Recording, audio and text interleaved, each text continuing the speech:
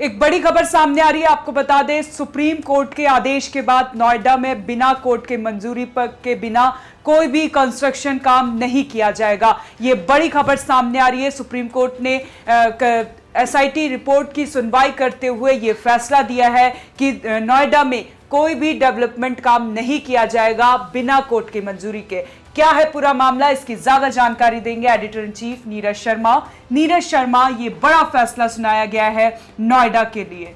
देखिए, कई बार ऐसा देखने को मिला है कि नोएडा में जो है बिना एनजीटी के आदेश के भी काम चलते रहते हैं और इसी का संज्ञान अब सुप्रीम कोर्ट ने लिया है और इस पर सख्ती बरतने की बात कही जा रही है। सुप्रीम कोर्ट ने साफ कर दिया है कि बिना एनजीटी के ऑर्डर के किसी तरह का भी कंस्ट्रक्शन नहीं होगा, नंबर 1।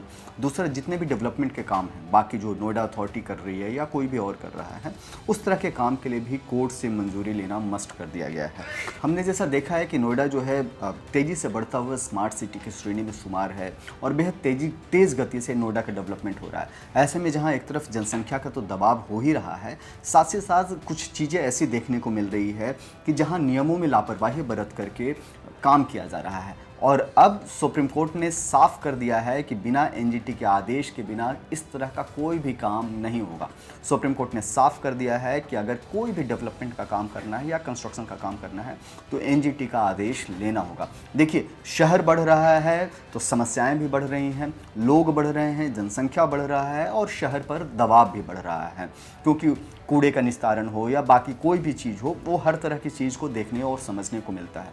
तो लिहाजा इसी तरह की समस्या से निपटने के लिए सुप्रीम कोर्ट ने एनजीटी का आदेश लेने के लिए जो नेशनल ग्रीन ट्रिब्यूनल है उसका आदेश मस्ट कर दिया है कि किसी भी तरह के डेवलपमेंट कार्य, विकास की परियोजनाओं पर काम करने के लिए एनजीटी से आदेश लेना होगा। आपको बता दें साक्षी कि अभी नोएडा में ओखला बर्ड सेंचुरी है, वहाँ पर बहुत दूर दूर तक हरियाली देखने को मिलती है, लेकिन वहाँ भी रिहायशी इलाके आ गए हैं, बहुत नज़दीक तक पहुँच गए हैं। तो कहीं ना कहीं जो नोएडा के जो प्राणी हैं, जीव जंतु हैं, पक्षी हैं, उन पर भी, क्योंकि ईंटों का इमारत बन रहा है, शहर की बसावट बहुत तेज़ी से आगे बढ़ते जा रही है, लिहाजा हरियाली कम हो रही है और इसका पूरा दबाव आम इंसान के जनजीवन पर पड़ रहा है, क्योंकि पूरा चक्र खराब हो रहा है। और इसी को संज्ञान लेते हुए सुप्रीम कोर्ट ने किसी भी तरह के विकास परियोजनाओं के लिए कोर्ट का आदेश मस्ट कर दिया है, यानी कि अब अधिकारी मनमाने तरीके से कोई भी काम नहीं कर पाएंगे और ना ही कोई बिल्डर जो है मनमाने तरीके से आगे का कोई काम कर पाएगा। जी नीरज जी, एक सवाल ये है कि क्या नोएडा में जो पुराने काम चल रहे थे वो चलते रहेंगे या कोई नया काम नहीं कर सकते? अगर नया कोई अगर जो काम चल रहा है अगर वो रुकेगा तो उसमें तो बहुत देरी हो जाएगी। जो डेवलपमेंट काम चल रहे हैं अगर वो शुरू किए जाते, क्योंकि 8 सप्ताह के तक इस पर रोक लगाई गई है। इसमें यूपी डीजीपी को भी आईपीएस के 3 अफसरों की एसआईटी टीम गठित करने के लिए दिया है। वो देखिए साक्षी, वो एक अलग मामला है जिसकी आप चर्चा कर रहे हैं। वो जो है नोएडा भूमि घोटाले से वो जुड़ा हुआ मामला है और उसमें क्या है कि नोएडा में कई लोगों को ज़मीनों का बदले में मुआवजा दिया गया था। जो पहले जानकारी आई थी कि 1167 किसानों को यह मुआवजा राशि दी गई थी, लेकिन बाद में इसको बढ़ा करके 1167 से 1198 कर दिया गया। तो मतलब कि करीब करीब 22-25 किसान ऐसे हैं जिनको ज़्यादा मुआवजा दिया गया। अब ये जो मुआवजा राशि है वो 117 करोड़ की है। उसको लेकर के सुप्रीम कोर्ट ने संज्ञान लिया, एक एसआईटी की रिपोर्ट पर सुनवाई हुई और फिर ये कहा गया कि 117 करोड़ का जो महा घोटाला सामने आया है इसकी जाँच होनी चाहिए।